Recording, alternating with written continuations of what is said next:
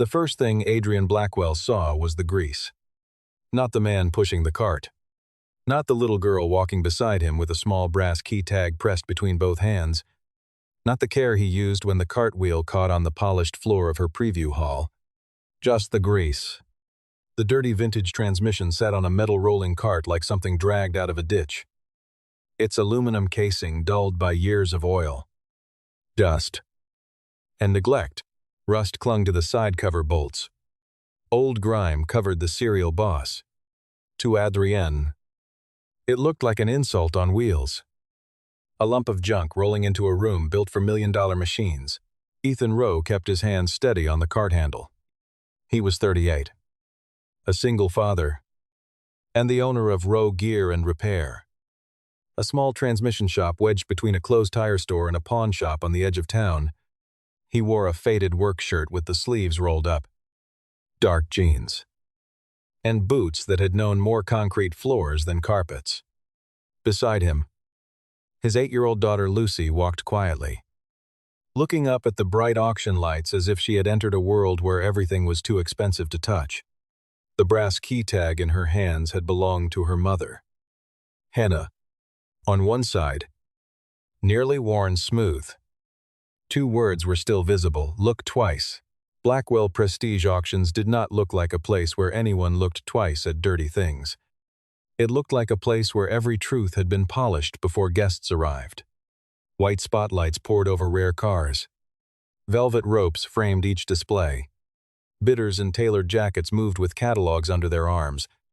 Staff spoke into earpieces and smiled the way people smile when mistakes are not allowed. At the center of the preview floor, under a circle of bright light, sat Lot 41, a deep British green 1967 Hawthorne R6 GT race car with a cream racing roundel on its door and a catalog estimate of $1.9 to $2.4 million. Ethan did not look at the car the way the bidders did. They saw paint, curves, stage lights, and investment.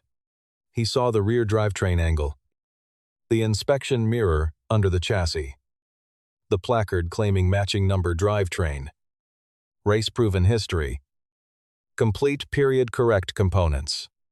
Then he looked down at the filthy transmission on his cart, the one he had bought that morning from Harlan's Junkyard for $300. His jaw tightened, not with excitement, but with the weight of being almost sure about something powerful people would not want to hear. Adrienne crossed the floor before he reached the authenticity desk. She was 42, elegant, controlled, and famous for turning collector auctions into theater. Her dark suit looked expensive enough to make silence around it. 2 staff members followed her, and behind them came a few bidders who sensed a scene forming. Adrienne stopped in front of Ethan's cart and looked at the transmission as if it smelled worse than it did. "This is $1 million preview," she said, "not a junkyard loading dock." A few people laughed softly. Lucy's fingers closed tighter around the brass key tag. Ethan did not raise his voice. "I'm here to speak with the authenticity consultant." Adrienne's smile sharpened. About that, she pointed one manicured finger at the greasy transmission. "Sir, whatever scrapyard paid you to remove it, I assure you, it does not belong in this hall." More laughter moved through the nearest group. Ethan felt it hit Lucy first. He had been laughed at before. Men who repair what others break learn to survive being underestimated. But a child hears laughter differently. She hears it as proof the world has decided where her father belongs. Lucy looked up at him and whispered, "Dad, why do rich people think dirty means worthless?" Ethan put one hand gently on her shoulder. "Because clean things are easier to sell." Adrienne heard enough of that to frown. "Excuse me," Ethan looked past her toward Lot 41. "If I'm right," he said quietly, "that car shouldn't sell tonight." The laughter stopped in pieces. Not all at once. Adrienne's eyes narrowed. One bidder turned his head toward the green race car. A staff member glanced at the cart.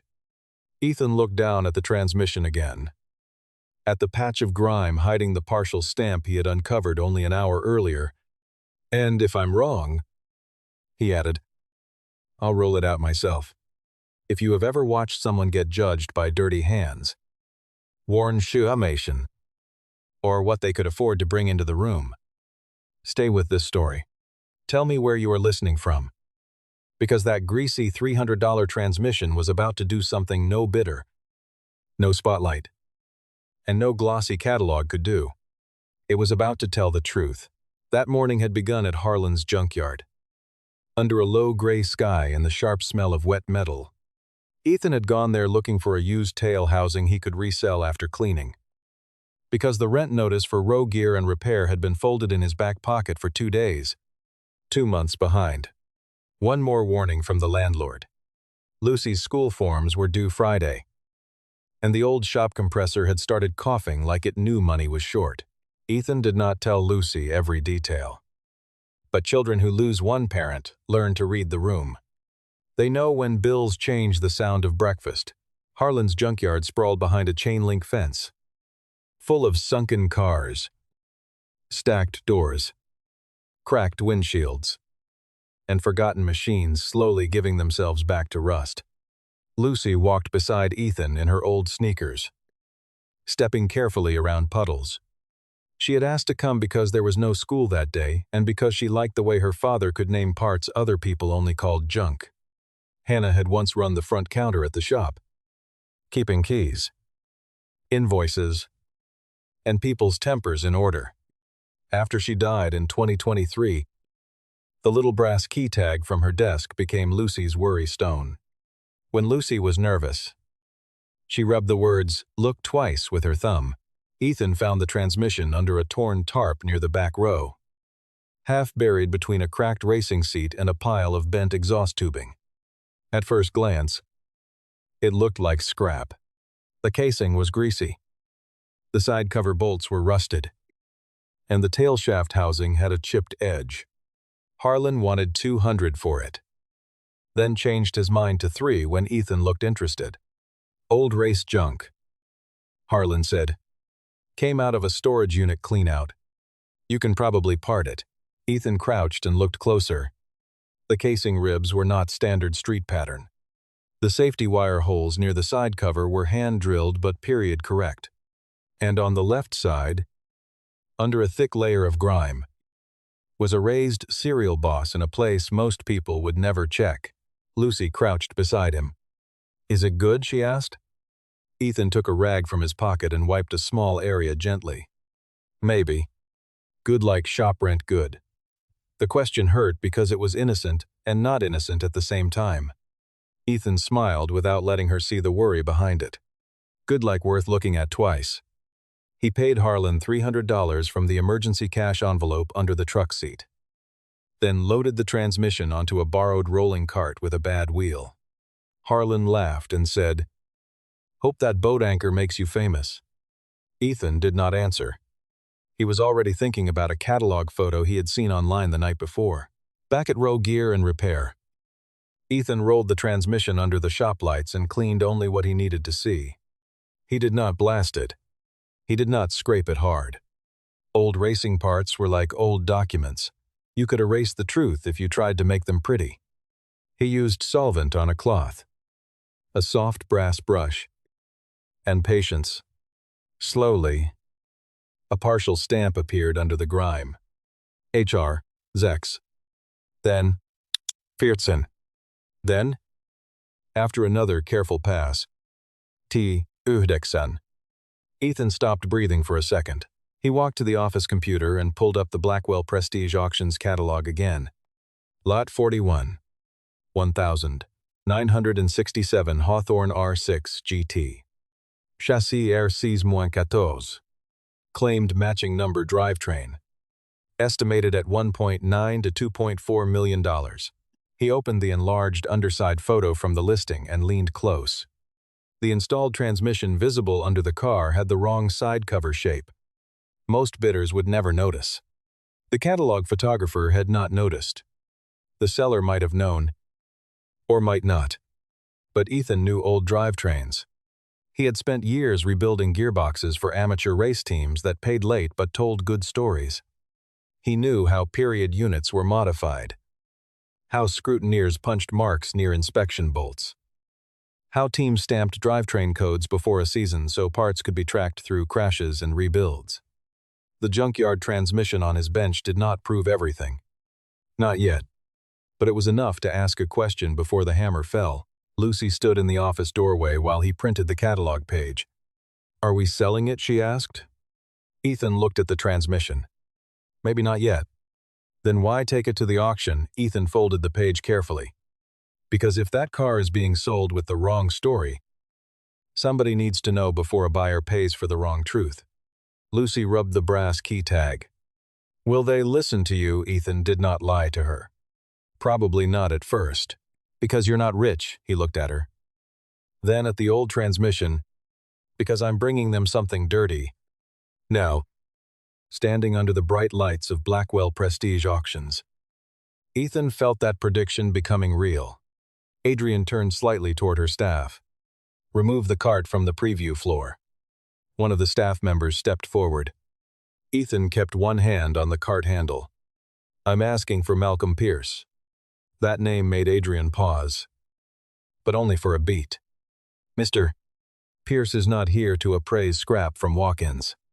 Ethan held up the folded catalog printout. "He is listed as the independent authenticity consultant for Lot 41. Adrienne's smile vanished. "You read the catalog. Congratulations." Ethan looked at the green Hawthorne R6 GT. "I read the underside photo." A bidder in a navy jacket leaned closer to another bidder and whispered. Adrienne heard the whisper and hated it. She lowered her voice. "Sir, you are disrupting a private preview." Ethan answered just as quietly. "Then let the consultant tell me I'm wrong. And I'll leave." Lucy looked from her father to Adrienne. Then toward the race car on the stage.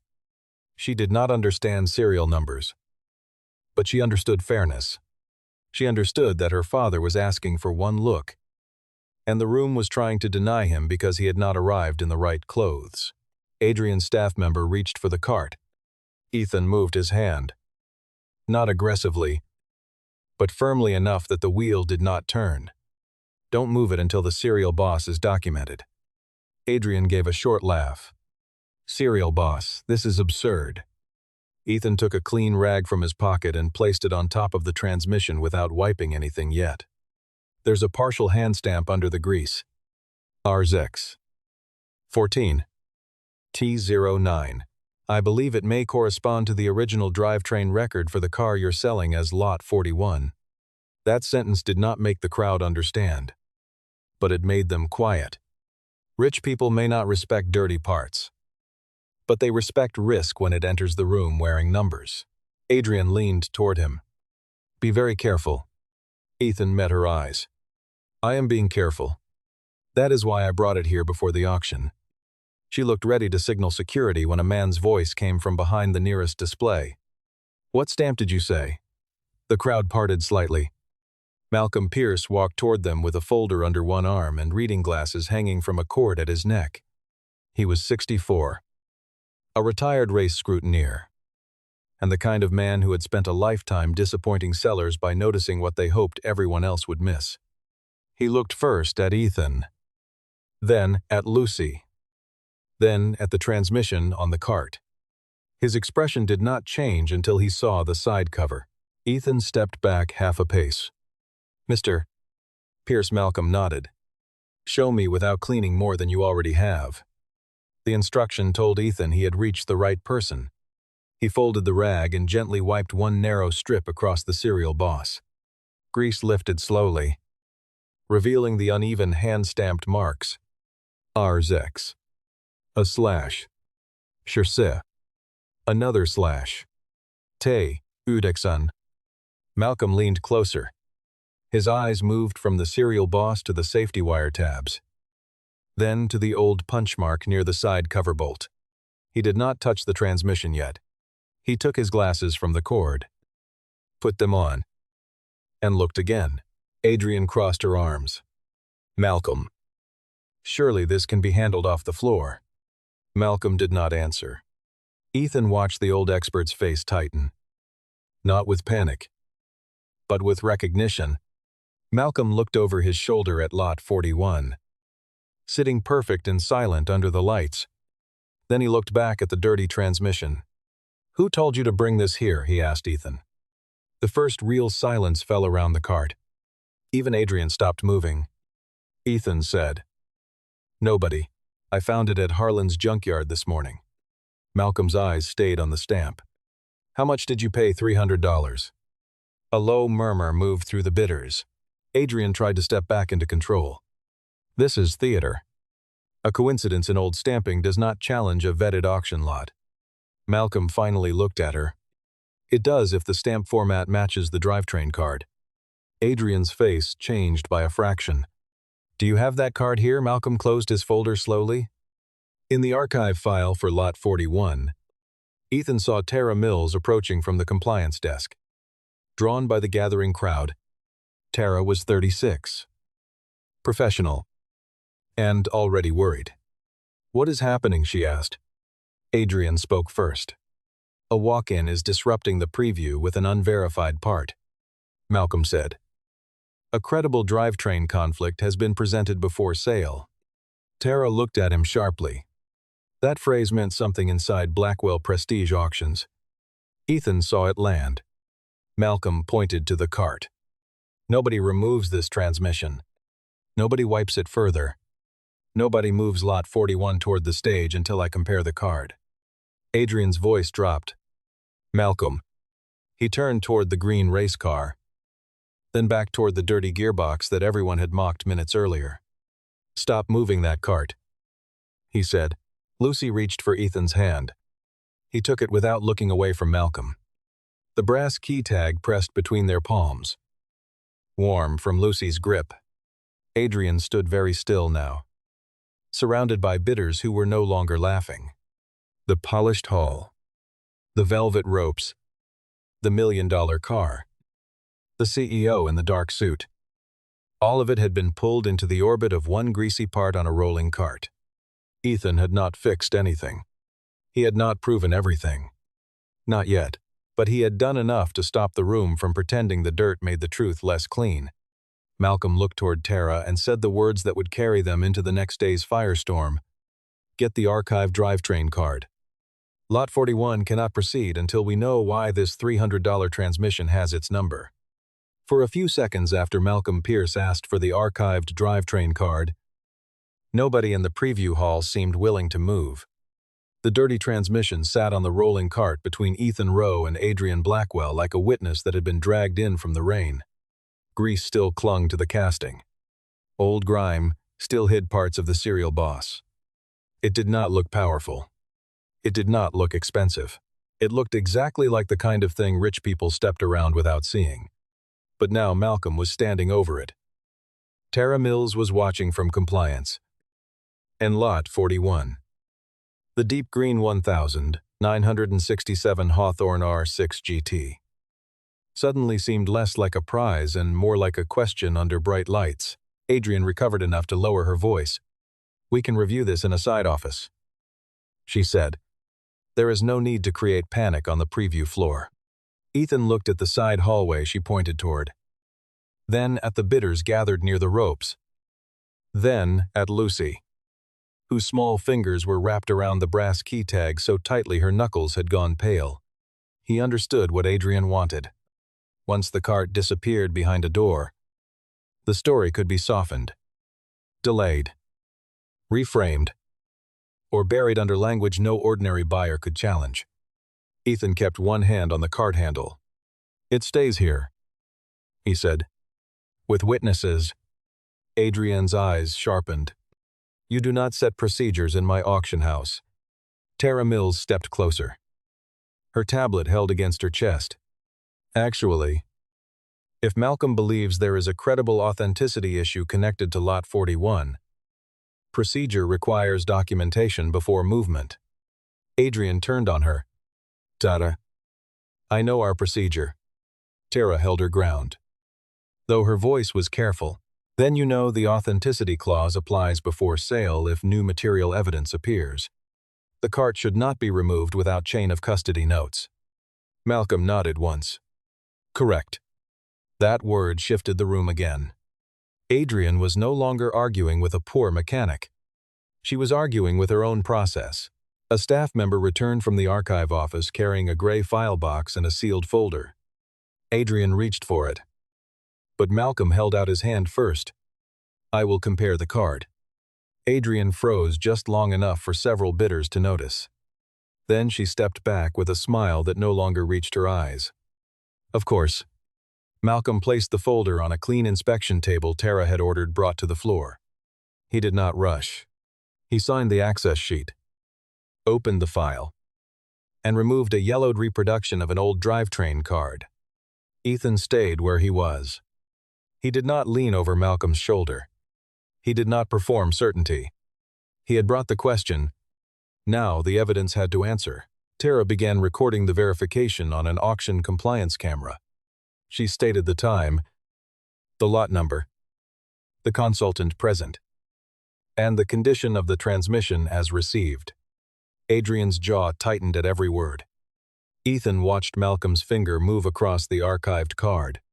Chassis R6 GT. Original gearbox designation T9. Scrutineer punch near left side cover. Period safety wire tabs added after second race weekend. Malcolm stopped reading. He walked back to the cart, crouched beside the dirty transmission, and angled a light across the stamp Ethan had uncovered. HR6 14 T9. Then he examined the small punch mark near the side cover bolt. His face went still. Adrienne spoke before he could. Partial marks can be imitated. Malcolm did not look up. They can, but not usually with 59 years of wear in the correct places. Not under old grease. And not with the same non-factory safety wire tab layout recorded on this card. Ethan felt Lucy's hand slide into his. She whispered. "Is he saying it's real?" Ethan squeezed her hand gently. "He's saying it deserves to be checked properly." Malcolm stood and faced Tara. "In my opinion, this transmission presents a credible match to the original drivetrain record for Lot 41. Chassis R6 GT. The unit currently installed in the car must be inspected before the lot proceeds." The room went very quiet. Tara took a breath, then looked at Adrienne. "Under the authenticity clause, I have to place Lot 41 on compliance hold pending drivetrain verification." Adrienne's lips parted. "Tara, I have to." Tara repeated. Softer but firmer. The evidence appeared before sale. In the preview hall. In front of witnesses. And our independent consultant has identified a material conflict. She tapped her tablet. And somewhere behind the auction stage. A system notification sounded. Lot 41 was no longer moving toward the block. The million-dollar car under the lights remained beautiful. But beauty had just lost permission to sell. Adrienne turned toward Ethan with a calm that felt more dangerous than anger. "Mr. Rowe, you have made your point. I will give you $5,000 for the part. And my staff will store it securely while we resolve the matter." Ethan almost laughed. But there was no humor in him. $5,000 was more than he had in his business account. $5,000 would stop the landlord from calling for a while. But Adrienne was not buying a transmission. She was buying silence. Control. And time. Ethan shook his head. "No." Her voice dropped. "You are making a mistake." Ethan looked at Lot 41. "No. I think somebody already made one." Malcolm requested that the Hawthorne R6 GT be raised on the inspection lift behind the preview stage. Adrienne objected, citing schedule and presentation. Tara overruled her under compliance authority. Two technicians moved the car slowly, while bidders watched from behind the ropes with the uncomfortable fascination of people seeing money become fragile. Ethan kept the transmission card in place beside the documentation table. Lucy stood next to him, no longer looking embarrassed.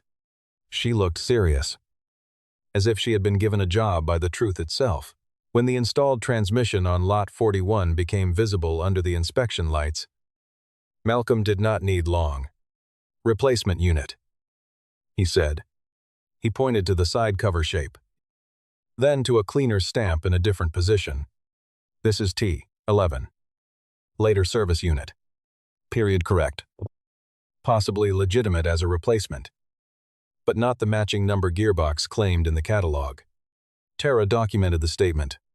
The seller, a silver-haired man named Conrad Vale, had been called from the private bidder lounge and stood near Adrienne with his face flushed. Your catalog guaranteed matching number drivetrain, he said. Adrienne kept her posture perfect. Based on seller documents. Conrad snapped. Based on the vetting I paid you to verify. That was the moment Adrienne's event stopped being a performance and became a liability. One major bidder removed his paddle from his jacket pocket and handed it to his advisor. Another bidder asked for written notice before he would consider any revised bid. A journalist near the back of the hall lifted her phone. Not filming openly, but taking notes. Tara instructed the announcer to update the lot status. Minutes later, the sound system clicked on. The announcer's voice was careful. Almost too smooth. Ladies and gentlemen, Lot 41 will be paused pending additional provenance review. Blackwell Prestige Auctions will provide an updated statement after independent verification. Nobody clapped. Nobody laughed. The silence was larger than embarrassment. It was the silence of people recalculating trust. Malcolm stood beside the dirty transmission and looked toward Adrienne. The part she called scrap just told the truth her catalog missed. He did not say it loudly, but it carried. Ethan felt the sentence move through the hall and settle where the laughter had been. Lucy looked up at him with wide eyes. Earlier, the room had made her father feel small. Now the room was listening to the part he had protected. Adrienne did not collapse. People like Adrienne rarely do. They become formal. She issued instructions. She asked Tara for a closed review. She told staff to control access and reminded everyone that pending review did not equal fraud. That part was true. And Ethan respected truth even when it helped someone he disliked. The car was not necessarily fake. It was not necessarily worthless. But it could not be sold as matching number with the original drivetrain if the original transmission had arrived on a greasy cart pushed by a man everyone had mocked. By the next morning, the story had moved beyond the preview hall. Blackwell Prestige Auctions released a provenance correction stating that Lot 41 had been withdrawn pending drivetrain review. The seller demanded a commission freeze. Two other major sellers requested independent rechecks of their catalog descriptions. Buyer representatives asked whether Blackwell's internal vetting had relied too heavily on supplied documents and not enough on physical inspection. Adrienne's name did not disappear from the business. Billionaires do not lose everything in a day. But she lost something harder to buy back than money. And she lost automatic trust. Ethan spent that morning in a conference room with Tara, Malcolm, a neutral attorney, and a representative from the Hawthorne Racing Foundation, the nonprofit that preserved records and artifacts from the old race program. Lucy colored quietly at the end of the table, the brass key tag beside her crayons. The transmission had been placed on a padded inspection stand, still dirty except for the documented areas. Malcolm explained the match in simple terms. The hand stamp aligned with the drivetrain card. The punch mark matched the scrutineer record. And the safety wire tabs were consistent with the original race modification. No one called it magic. No one called it instant proof of everything. It was a verified material match that changed the story of Lot 41. The foundation representative, a woman named Miriam Cole, placed a written preliminary offer in front of Ethan. $620,000. Pending legal review. Final authentication. And clean title confirmation from the Junkyard transfer. Ethan read the number twice. Then a third time. The room seemed to tilt around him. He thought of the rent notice in his pocket, the compressor coughing in the corner of his shop, Lucy's school forms, the winter tires he had postponed buying, the way Hannah used to sit at the front desk and write "look twice" on sticky notes when customers wanted to throw away something repairable. $620,000 did not make grief smaller, but it made survival less cruel. "Mr. Rowe," Miriam said, "we believe the transmission belongs with the Hawthorne archive, not hidden in private speculation. You would be credited as the finder, and the foundation would preserve its condition exactly as documented." Ethan looked at Malcolm. The older man nodded. "Get counsel before signing." Ethan smiled faintly. "I was going to..."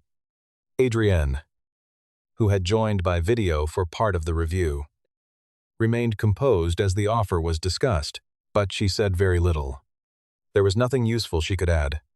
The room that mattered had moved on without her control. Ethan did not sign that day. He took copies, hired an attorney recommended by Tara's compliance office, and confirmed that Harlan's Junkyard had sold him the transmission legally as surplus property from a storage cleanout. The paperwork took weeks. Real justice often does. It does not move at the speed of applause. It moves through signatures, verifications, revised statements, and people with clipboards making sure the truth cannot be reversed later by someone with a better lawyer. During those weeks, Ethan kept working. He rebuilt minivan gearboxes, repaired a delivery truck transmission, and answered Lucy when she asked every few days whether the dirty part was still telling the truth. When the deal finally closed, Ethan did not buy a mansion. He paid the overdue shop rent. He replaced the failing compressor. He fixed the roof leak above Bay 2. He set aside money for Lucy's school and for taxes, because Hannah would have haunted him for forgetting taxes. He bought a better used work truck, not a flashy one. Then he put a small framed photograph in the office, the dirty transmission on the rolling cart. Still greasy, still plain, sitting under auction lights that had never been meant for it. Beneath the photo, he placed a certified copy of the Hawthorne Racing Foundation letter crediting Ethan and Lucy Rowe for preserving the original T9 drivetrain component. One evening, after the shop closed, Lucy stood by the office counter holding the small brass key tag. "Dad," she asked, "why did everyone believe it after Mr. Pierce said it?" But not when you said it. Ethan wiped his hands on a towel and leaned against the desk. It was the kind of question children ask because they still expect the world to be fair. He thought about giving her a simple answer. But Lucy deserved better than simple. "Because some truths need witnesses," he said. "Not because they aren't true before that. Because powerful people don't always listen to quiet men with dirty hands." Lucy looked down at the key tag. Mom listened. Ethan's throat tightened. Yes, she did. Lucy turned the brass tag over. Looked twice. The letters were faded, but still there. "Can we hang it here?" she asked. Ethan nodded. She clipped the tag onto a small hook beside the office keys. The same hook Hannah used to use for customer envelopes. The brass caught the warm shop light and glowed softly against the worn wall. Ethan stood beside his daughter for a long moment, listening to the building breathe the tick of cooling metal, the hum of the new compressor, the distant sound of traffic beyond the bay door. It was not a rich sound. It was better. It was a sound that said they were still there. Later that night, Ethan set a small practice transmission case on the bench and handed Lucy a clean rag. "Want to learn something?" he asked. Her face brightened. "Can I clean the cereal carefully?" he said. "Only enough to read it. Never enough to erase what it has been through." Lucy nodded with the seriousness of someone receiving a family secret. Together, they leaned over the old casing. Ethan showed her how to wipe in one direction, how to stop before forcing dirt out of a stamped mark, how to let a part tell its story slowly. He did not tell her that the lesson was about more than metal. He did not need to. Lucy understood, months later. When customers came into Rowe Gear and Repair because they had heard about the auction, Ethan never told the story like revenge. He told it like a reminder. A dirty part can still tell the cleanest truth in the room. A man can be mocked and still be right. A child can watch her father stand quietly. and years later remember not the laughter, but the moment the room finally listened. And on the wall near the office keys, the small brass tag stayed where Lucy had hung it. 2 faded words, catching the light every time the bay door opened. Look twice.